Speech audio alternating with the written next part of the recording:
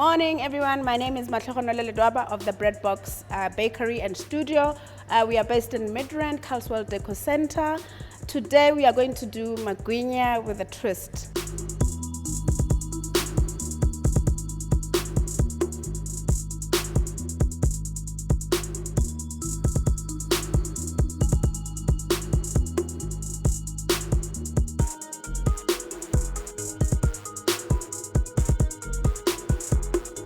So we know, guys, we all grew up with magwinya. This is my favorite winter dish, and I know after this I need to go to the gym. I do this. My kids at home, they love magwinya, but today we are going to do it with a different twist in a modern way, so that you guys can have a versatile way of eating magwinya without achane mangolis and other things. Now that we are done with everything, our favorite part, my favorite part, plating and eating. So I have my whole magwinya here. I have actually sliced this into nice equal parts. You can see it's nice, cooked, fluffy.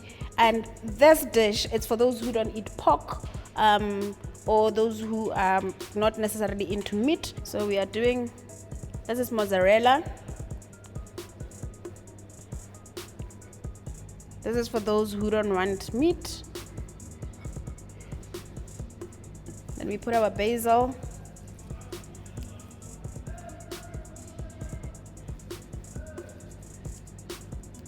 Very nice combination. And then we're going to add a bit of guacamole. This is homemade, to give it that twist. The recipe for this one, homemade, nice, fresh. I've used 2 avocados, lemon, salt and pepper, and sweet chili, and then I mix it together. It's so nice, you must try it. This is my go-to. I'm an avocado lover, so I try different things with avocado because it's very versatile. So here we are done with our dish. It smells nice, succulent, so delicious. You must try it at home.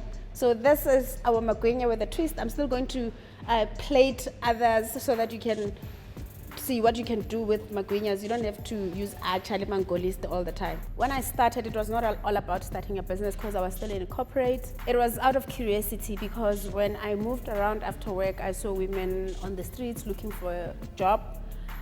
So I grew up with a grandmother who was a baker. Bread, scones, and everything that you think of. Growing up, because we used to wake up at 4 and bake bread, I vowed that I'll never touch flour in my entire life. But growing up, curiosity got hold of me to say, these women are sitting and they probably could do with the skill that I have. So that's how we started.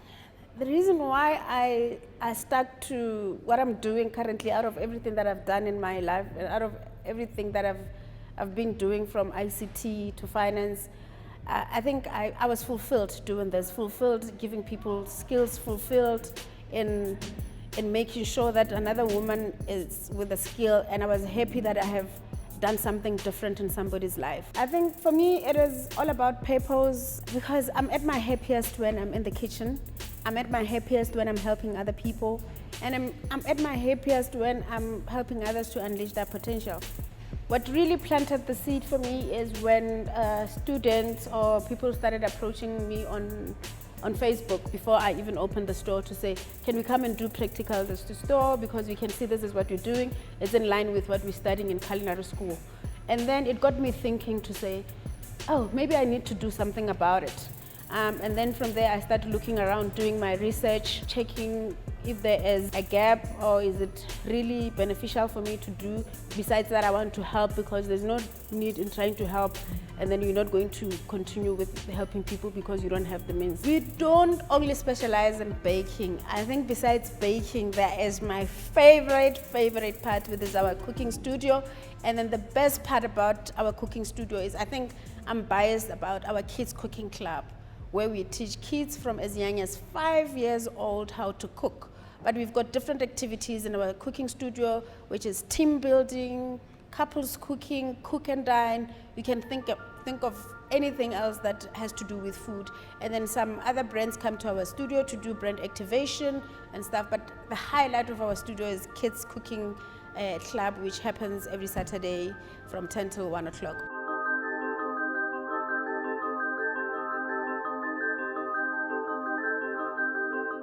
Now that we are done with the magwinyas, we are going to do the sides. But today, what's magwinya without mince? So let's get onto it. So prepared our mince here. I've put spring onions and certain spices, and then we're waiting for our for our pan to become hot. And this is how you test it, or you can put the oil and heat it up, or you heat the pan first. We're going to put in our mince.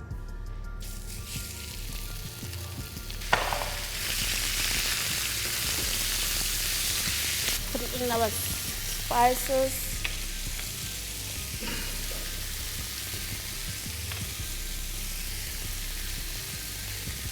Ginger and garlic. A bit of paprika here. What we do as Africans, we're rich in flavor, and I like flavorful food. So I'm gonna cook and stir them together till golden brown. So you see that it's coming together nicely, and ooh, the smell. And you can't cook without tasting. So, and then from there, we season it again with a bit of salt and pepper.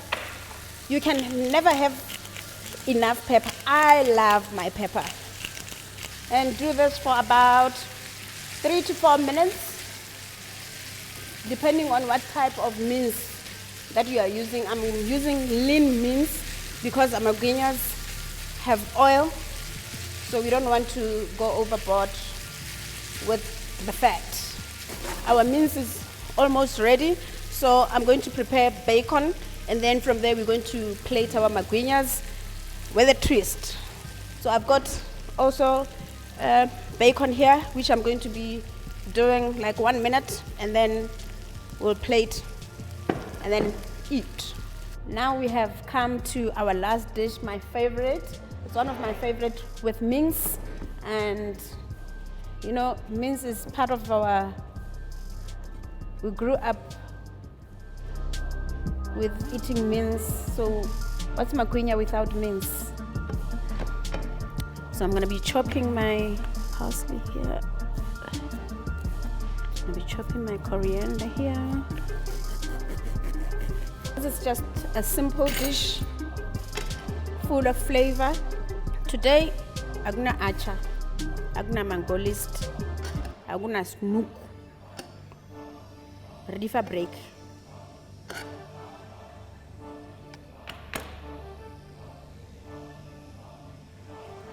Voila, we're done with our dish. You can have it with anything.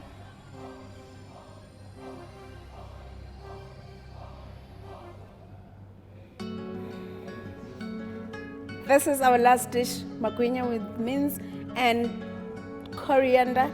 It slaps differently. So nice.